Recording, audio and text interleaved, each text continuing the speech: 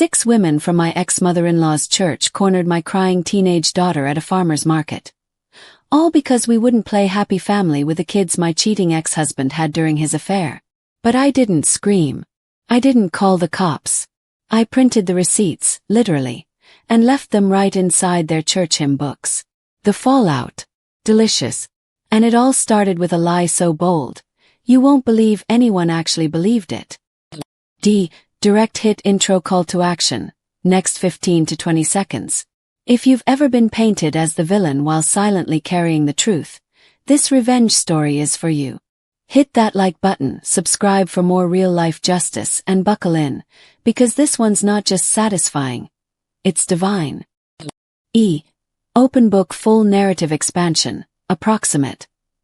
1600 to 2000 words. I never imagined I'd become that mom, the one who gets into shouting matches at farmers' markets and exposes family scandals in front of an entire church congregation. But when your husband dies, leaves behind 2 secret kids from an affair, and his parents still try to act like you're the problem, well, let's just say grace goes out the window. I'm 46. I have 2 daughters, 17 and 15. Beautiful, sharp, kind girls. Stronger than I ever was at their age. Their father, my ex, passed away last year in an accident. But long before his sudden death, he'd already broken our family in a way that can't be undone.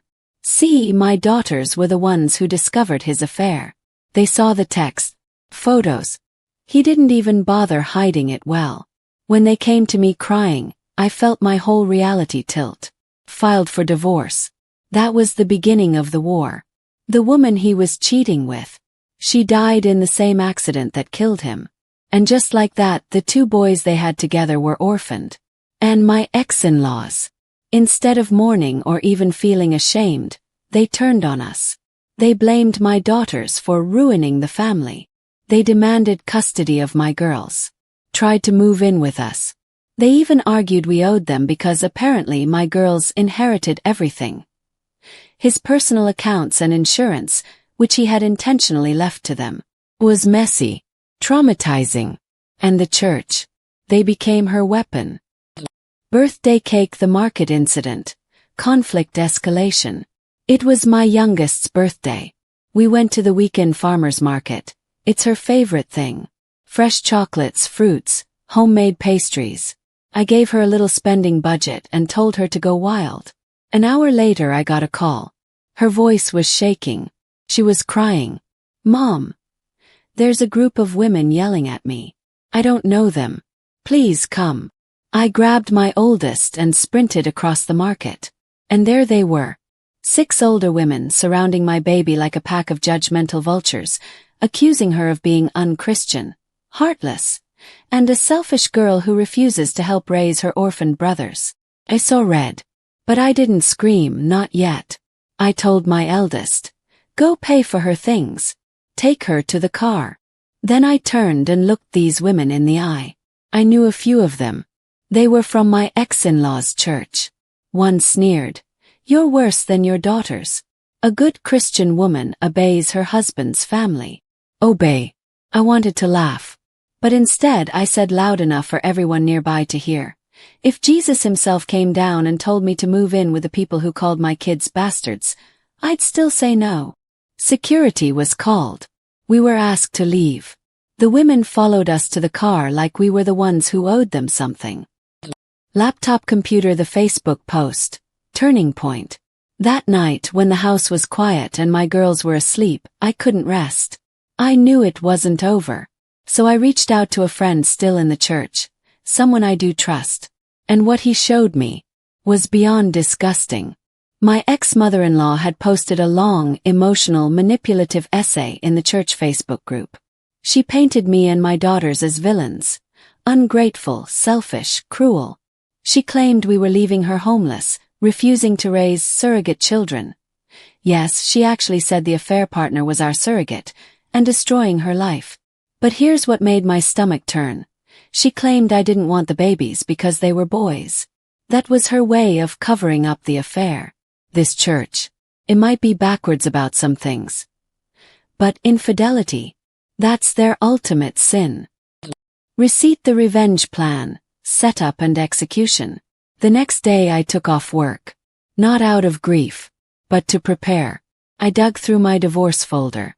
Since my ex passed before it was finalized, I still had access to everything.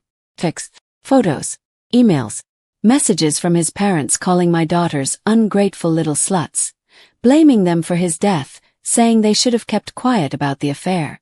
I compiled it all. And then, I went to a local print shop. High resolution, full color. Bound them into innocent-looking church-style hymn booklets. The kind you'd pick up and sing along to without a second glance. The cover, subtle, but the first page. A full-sized photo of my ex and his affair partner kissing in our living room. Clear as day. Different skin tone. Different hair color. No way to pass it off as me. Caption underneath. The love story of ex-husband and affair partner. The next pages included text messages from the affair, emails from my ex-in-laws mocking me, screenshots of their lies about the boys being surrogates, and finally their cruel texts to my daughters after his death. I snuck into the church before service and left them on the hymnal table in the back, right next to the Take One stack. Then I left. Fire climactic revenge payoff, 1 to 2 minutes. The gossip firestorm hit faster than I imagined. By that evening the church Facebook page was melting down. People were posting things like, "I feel so betrayed by Xamiel's name. How could they lie like this? That poor woman and her daughters. This is disgusting." The pastor had to step in just to keep things PG. The comments were that harsh. The part that had me howling.